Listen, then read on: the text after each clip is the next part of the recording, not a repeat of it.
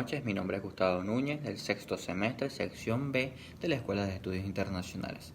A continuación les voy a hablar sobre el pensamiento cepalino y el desarrollo latinoamericano. Primeramente vamos a adentrarnos sobre el pensamiento de la CEPAL, pero antes que todo vamos a dar un breve resumen acerca de lo que es la CEPAL. La Comisión Económica para América Latina y el Caribe fue creada en 1948 y tiene la finalidad como comisión regional de desarrollar y fomentar la economía latinoamericana en cuestiones de alianzas a través de los países pertenecientes a la región ya antes mencionada. Es decir, como comisión relacionada a las Naciones Unidas, se encarga de este fomento en cuanto a las oportunidades económicas y comerciales que puede haber dentro de la región, para así fomentarlas y crear un marco regional más fuerte. Ahora bien, vamos a tocar lo que es el pensamiento de esta comisión regional. Esta es característica por dos palabras, la continuidad y el cambio. Esta se basa en un cambio histórico estructural en las cuales se van a entablar ciertos temas, como son las especificidades productivas, sociales, institucionales y la inserción internacional de los países del hemisferio, es decir, a Latinoamérica, y así compenetrarlos dentro de la periferia. Estos son bien examinados para darle una relación común a los que son los países en contraposición, hablando ya sobre las economías del centro. Vamos adelante, vamos a dar el fundamento a esto. Para antes dar un marco histórico, debemos entender que la base del pensamiento cepalino es una transformación productiva a mediano y largo plazo. Y esta lo que entiende es un cambio íntegro de ciertos sectores, no solamente de la maquinaria industrial, sino de la institucionalidad, la inversión del Estado sobre el desarrollo industrial y el crecimiento que se va a dar dentro de la economía para poder mencionar lo que es el desarrollo económico. Ahora bien, lo que da a flote este pensamiento es por parte del economista argentino Raúl Prebisch. Gracias a él se le da el enfoque de lo que es el pensamiento cepalino y así desglosarlo intrínsecamente a lo que se habla de la industria y los factores de producción. Ahora bien, adentrándonos en un marco histórico, debemos entender que este tiene un antecedente, y aquí es donde vamos a hablar sobre lo que nos concierne, como son las bases fundamentales para el pensamiento de la CEPAL. Primeramente, debemos tocar un tema importante, como lo fue el crack del 29. Gracias a este acontecimiento económico-financiero que se dio en la bolsa de New York, la influencia de los países centro-periferia, mencionando este término como antes se habló de la periferia, serán mayormente desarrollados por los dos siguientes puntos. Ahora bien, prosiguiendo con lo mencionado, este acontecimiento histórico le da una base o un fundamento a lo que es el pensamiento de la CEPAL. Ahora, gracias a lo que se dio en el crack del 29, con respecto al desplome de la bolsa de valores, los países de centro-periferia, como lo son Estados Unidos en ese momento histórico, o países europeos, iban al desplome total de sus economías. Gracias a este desplome, no, digámoslo de esta forma, se adentraron dentro de la economía o dentro de la importación y exportación para fomentar el comercio internacional. Esto, en relación con Latinoamérica, tuvo un punto muy bajo para nuestra región, ya que la región latinoamericana dependía a gran parte de lo que los países como Estados Unidos y los europeos hacían con estos. Es decir, con lo que compraban dentro del territorio latinoamericano, producían sus productos. ¿Qué se vendía en Latinoamérica bajo ese periodo? Pues bien, materias primas. Y eran de sumo interés para los países centro-periferia, ya que con estos eran los elementos con los cuales se producían. Y al tener este desplome, más del 50% de la compra de los países de centro-periferia a la periferia se redujo. Y hubo un gran desajuste dentro de la economía latinoamericana. Ahora bien, retomándolo en el marco histórico, pasamos a que el pensamiento cepalino se desarrolla entre 1950 y 1970. Denótese que la CEPAL se funda en 1948. Para este periodo, ya antes mencionado, entre el 50 y el 70, es que se da este pensamiento estructuralista en el cual tenemos a la centro-periferia, la cual era el cúmulo de todo el comercio y dependíamos de lo que hacían ellos. Y gracias a que luego, en este periodo, un poquito antes, en la época de los 40, estuvo la Segunda Guerra Mundial, se ve muy defectuosa la comercialización entre los países centro y los países periferia. Gracias a ello, hubo ese desplome. Nuevamente hizo que por medio de la CEPAL se cambiara el pensamiento, y lo que se necesitaba para ese periodo era nada más y nada menos que un cambio radical. Entonces, llevarlo a una industrialización del marco económico latinoamericano. Al hacer este cambio, se necesitaba competir con otros países, como son el mercado americano o el europeo. Por insuficiencias dentro de las herramientas de producción, no se podía concretar estos factores.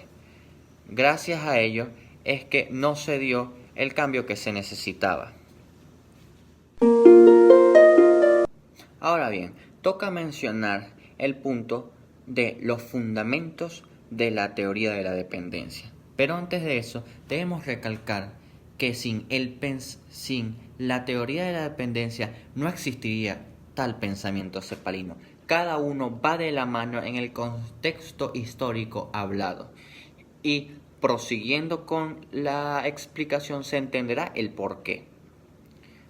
Primeramente debemos dar ciertas aclaratorias sobre términos antes mencionados, como lo son la relación centro-periferia.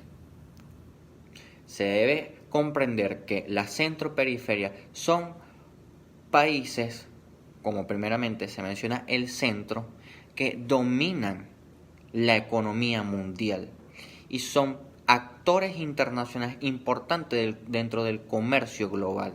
Gracias a ellos es que se hace este término de países desarrollados. Y luego tenemos la periferia, que son estados en conexión a los intereses de los países centro, que no están desarrollados y de hecho se mencionan como países subdesarrollados. Bien puede ser en este marco histórico entre 1950 y 70 los países latinoamericanos. Ahora, hablando netamente de lo que es la teoría de la dependencia, podemos definir que el pensador que antes mencionaba como Raúl Pérez fue el primero que incluyó esta teoría para entender el porqué de la debacle económica de los países latinoamericanos en el momento que se está mencionando anteriormente. Y lo que hace es netamente buscar una explicación de por qué se estaba produciendo este subdesarrollo en los países latinoamericanos.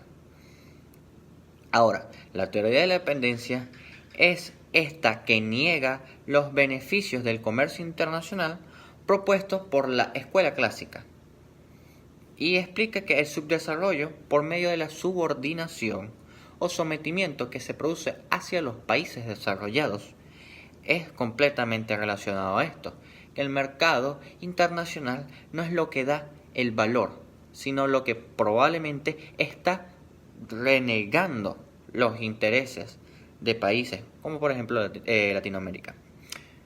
Damos a entender que esto se está dando en un contexto del proceso de la CEPAL, es decir, dentro de Latinoamérica y su confrontación con Estados Unidos o los países de Europa. Pero otros pensadores hicieron esta teoría más generalizada y tratándolo en otros puntos del globo terráqueo, como puede ser África y países del sur de Asia. Ok. Esto va con el supuesto de que la economía mundial va generando una desigualdad para los países subdesarrollados. En ese subdesarrollado de que el desarrollo, válgase la redundancia, que se prevé en este estado es muy letárgico, tanto a nivel económico, social, cultural y político. Y no se está propiciando lo que tienen como base estable los países desarrollados. Entonces, cada vez que se está dando total afinidad a la centro-periferia, se está viendo esta desigualdad entre los países subdesarrollados y los desarrollados, lo que resulta en algo perjudicial. Ahora, esto es más que todo que las economías de estos países desarrollados, ellos van creciendo y se fortalecen cada vez más. No hacen no van degradándose, al menos que suceda un cambio neto dentro de sus marcos económicos. Mientras que las economías de los países subdesarrollados cada vez son más frágiles y débiles. Entonces, esto viene a lo que Raúl Prebisch estaba enmarcando para entender por qué estaba sucediendo esta debacle dentro del sistema latinoamericano. Dentro de otro punto a tratar, habla que en este eje central muchos de los países periféricos o subdesarrollados tienen un bajo nivel de industrialización y esto es parte fundamental a lo que se da con respecto al pensamiento cepalino, con ese cambio estructuralista al desarrollista. Y por este bajo nivel de industrialización solo se producen alimentos o materias primas, como antes se mencionó. Pero ya se entiende que estos tienen muy poco valor dentro del mercado y por consecuencia a los precios que se venden en el mercado son muy bajos. Esto consecuentemente da a los países subdesarrollados hagan que tenga un nivel más alto de marginación, tanto industrial como tecnológica, mientras que los países desarrollados no tienen esta marginación, sino que aumentan y se vuelven más industriales, ricos o, como antes se mencionó, desarrollados. Como último punto a tratar, vamos a mencionar la teoría de la industrialización por sustitución de importaciones. Esta, dentro del marco que se ha tratado en esta explicación, es totalmente relacionada a el pensamiento cepalino y la teoría de la dependencia. Cada una de estas tres, como una conclusión base, es que dependen de sí mismas para el desarrollo que se estaba dando en el marco histórico ya mencionado en Latinoamérica. Ahora bien, esta habla netamente de que es una teoría económica en sí que busca bloquear las importaciones de productos manufacturados con la intención de ayudar o promover la economía nacional de países de la región latinoamericana para aumentar los bienes producidos dentro de tales países.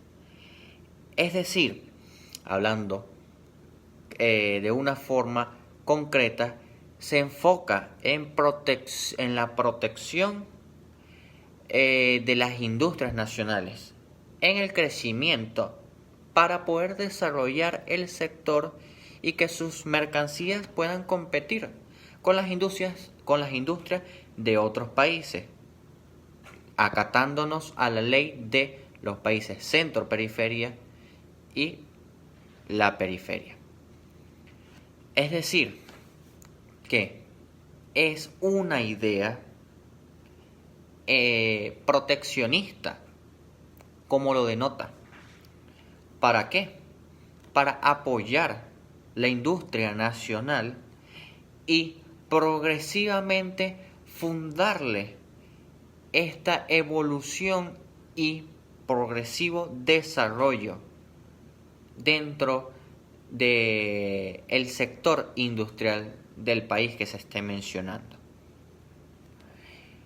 Ahora, el objetivo principal de esta teoría de la industrialización por sustitución de importaciones es más que todo el proteger, fortalecer y hacer crecer las industrias locales, utilizando una variedad de tácticas dentro de el marco que se está tratando, que incluyen desde aranceles hasta las cuotas de importación de los países desarrollados a estos subdesarrollados y préstamos gubernamentales subsidiados.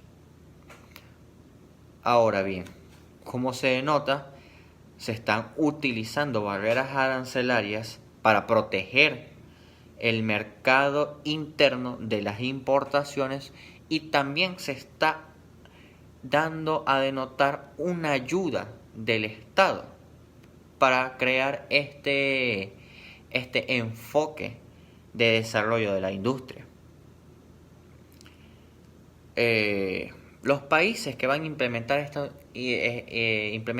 teoría intentan reforzar son los canales de producción para que cada etapa de desarrollo del producto sea lo más factible posible. Ahora, dentro del marco histórico ya antes mencionado, como es 1950 a 1970, este se extiende un poco más y da su caída en un punto histórico muy importante, como fue el Consenso de Washington en la década de los 80, el cual sustrajo ciertas recomendaciones económicas para poder favorecer a los países y así sacarlos de esta sumisión económica, esta degradación del estatus económico del momento. Y gracias a esto es que se fue alejando esta teoría Ahora, como último punto clave, antes de mencionar un dato importante, es que los efectos dentro de la región latinoamericana con respecto a la sustitución de importaciones es que en ese periodo logró impulsar la industria pesada en algunos de los países, como bien se puede mencionar a Brasil, España o Chile. Gracias a esta teoría, progresivamente se fueron desarrollando sus industrias y dieron a algunos de los bienestares económicos más importantes para dar paso a lo que hoy se conoce como estos países. Y creó una modesta base para el crecimiento de la industria manufacturera interna. Así que efectivamente, pero parcial, ciertos países fueron desarrollando su industria. Y como último punto para cerrar la explicación es que esta teoría no se ha abandonado por completo, ya que luego de la pandemia COVID-19 muchos países la aplicaron debido a ese proteccionismo que se aplicó gracias a las prohibiciones por el respeto al bienestar de la salud. Entonces, países como Estados Unidos y China se cerraron ante el mundo y dieron paso a volver a desarrollar su industria interna. Y gracias a esto fue que poco a poco, como también en los países europeos, se fueron dando abasto y resurgiendo lo que estaba antes del año 2019 y 20. Esto fue toda mi exposición, espero que les haya gustado.